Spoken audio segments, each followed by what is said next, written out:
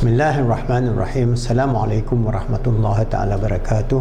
Alhamdulillahi rabbil alamin. Wassalatu wassalamu ala asyrafil anbiya wal mursalin wa ala alihi wa sahbihi ajma'in. Alhamdulillah, with the grace, mercy, love and permission of Allah subhanahu wa ta'ala, biiznillah, we continue our da'wah work through Positive Islamic Psychology Center and Khalifa Education Foundation to transform the Ummah in the 21st century, where we have many of our YouTube channel that you can go through. This is our database. This is where we try to put more than 700 videos on various aspects of being a Khalifa of Allah on this earth. And we are giving you free life coach training program through Islamic coaching, Islamic motivation, coaching, mentoring, and so on. So there are more than 700 videos through the YouTube. Then go to our website and you can then learn about Islam. So what is important is that as we face the challenges, the existential question of the survival of humanity in the 21st century because of the destruction that we have wrought upon this earth, we have to first transform the Ummah to be the leading Ummah, to help shape through positive psychology for ourselves, our family, the Ummah, the global world, so that we can be the leading Ummah to bring humanity back to the path of Dinul, Islam, and at least respect this way of life, the Islamic way of life that is full of love, mercy, compassion.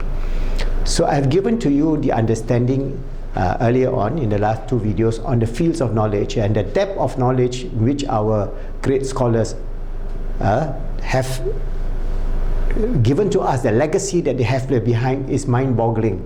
So it is so fantastic that for more than 1,000 years we have this wave of knowledge from time to time, and these are taught from teachers to student until this era. But unfortunately, a lot of these great teachers are gone, and we are now left with a few teachers. For example, one of the great teachers is still alive, is Sheikh Abdullah bin Bayah. He's already 85 years old.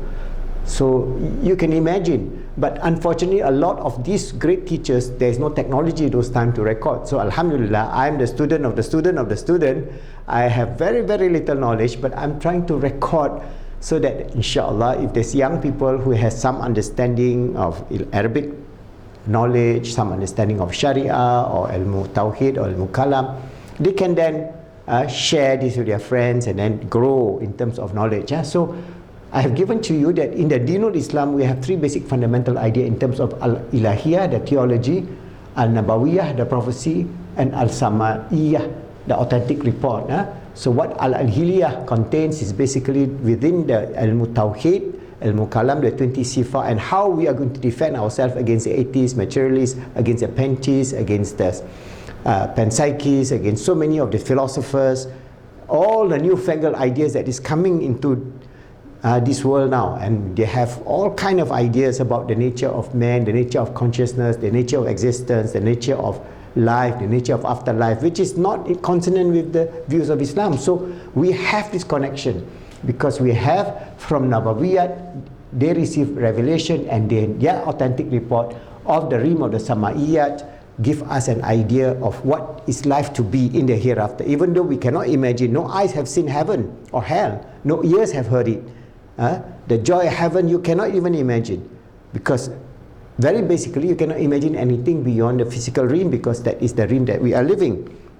Alright, so we are living in this gross physical world, and we know that we are going to the subtle world and the realm of Akhirah, the realm beyond this physical world, in terms of the journey, the 6 stages or the 7 stages from our existence, from our pre-existence at the realm of Azal, alright, the realm of Alastum Birabbikum to this dunya, and then the realm of Barzah, and the realm that continues all the way until the day of judgment, and the realm of heaven and hell. All those are the ideas that is being authentically reported, because that knowledge cannot be just basically just the knowledge from the gross material atheistic world. So we have the subtle world, but now the atheistic world now is finding themselves big trouble because of the quantum world, where it is reacting similar to the subtle world. It's very subtle, because wave, quantum vacuum is particulars, alright, no particle. Basically they have a lot of many manifestation of the subtle realm that is within the quantum world can be analyzed. All right, so this is where Muslim physicists, Muslim quantum psychiatrists, Muslim quantum physicists, Muslim mathematicians and so on must be able to then bring this idea to a higher level, which I've mentioned to you.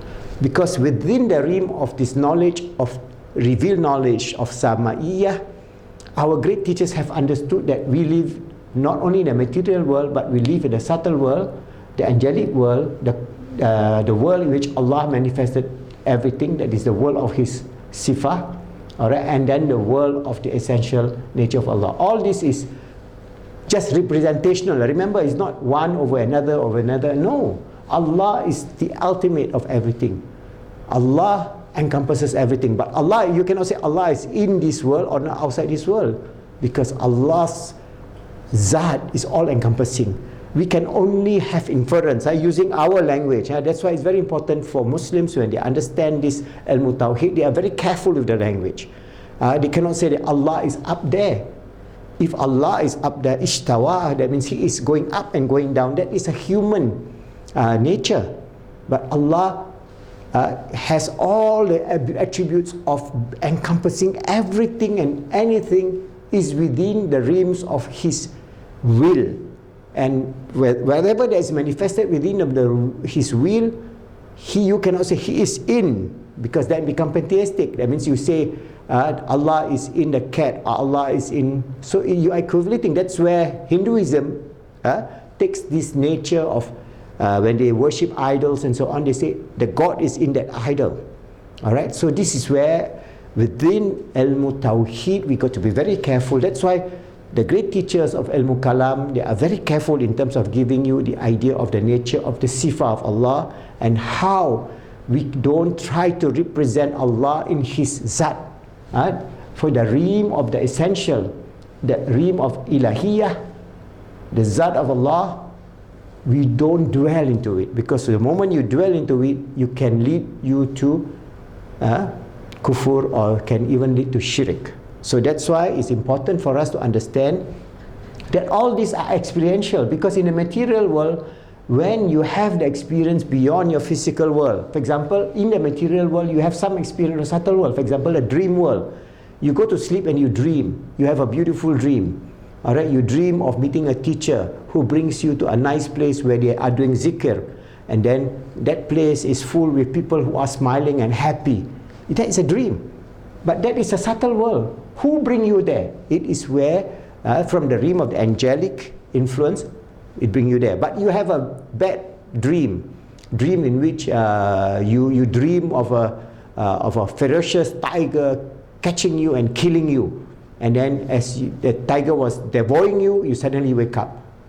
All right, so that is a dream, different manifestation. Or you have a dream where you have a sexual relationship with a film star. That's even worse. That is satanic. So from the subtle world, you are having an input. So the dream world is a manifestation of the subtle world. Some ideas, some inkling of what is going to be in the angelic realm and the higher world. All right. So what is important is, when we understand this, we must then bring us to understand that our reality is, we human beings have four realms. That means this is the Al-Ghazali's model. Inshallah, we understand that we have Allah infuse us with roh. All right.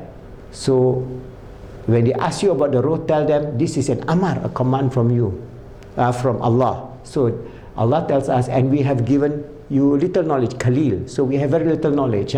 So this is where the knowledge is not much. And we have the qalb and the akal. And this existed with us in the realm of the azal, in the realm of the alastabirubikum. Then we are given this understanding of becoming to this dunya, the jasad, and the whole story unfolding with the creation of Adam as a Khalifa of Allah, and so on, which we have given you in our book, Positive Islamic Psychology, the whole idea of understanding the nature of man. First understanding the creator and the created universe, then understanding the nature of man, who we are, in this chapter 2.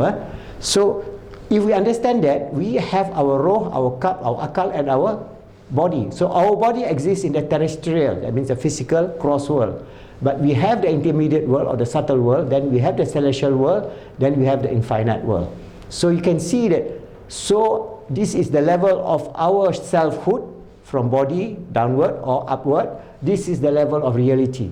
From the terrestrial to the immediate, subtle, to the angelic and beyond, to the realm of the infinite, to the realm of the Zat of Allah, which we are not going to describe, but at least we can describe the realm of the Sifatullah, the Sifat of Allah, of His love, His mercy, His compassion. That's why we have within our Islamic theology the understanding of Asmaul Husna. Each Asmaul Husna giving us, for example, Allah tells us in the Quran, Huwal Ghafurul Wadud, He is Ghafur, most forgiving, Wadud, full of loving kindness. So Allah is the loving. So, and Allah tells us, so we have forgiveness. So if we do a sin, even we do a sin as big as this earth, Allah will forgive us. So we know there is forgiveness. And there is love, mercy, compassion. There is also Aziz. Allah is the Ghafur. Allah is the Almighty.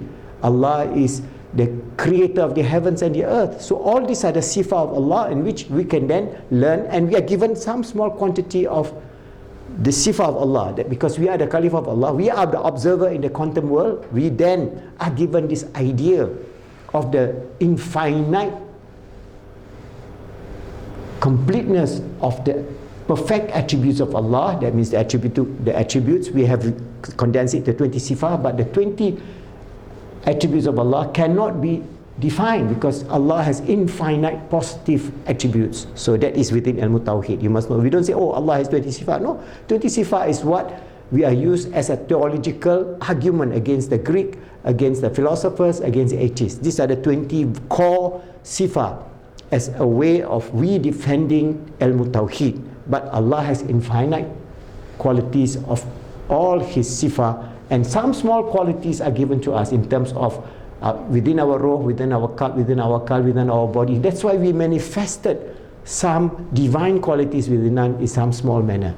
And if you understand that, then we understand how the linkage, I'm trying to bring you back to the linkage of understanding, how within the framework of Islam, the beauty of Islam is that you have the knowledge of Al-Ilahiyat, we have the knowledge of An-Nabuwiyat, we have the knowledge of As-Samaiyat, bringing this closeness of the depth of knowledge, the ocean, the sea of truth and knowledge, that if you study it, you will be drowned in it.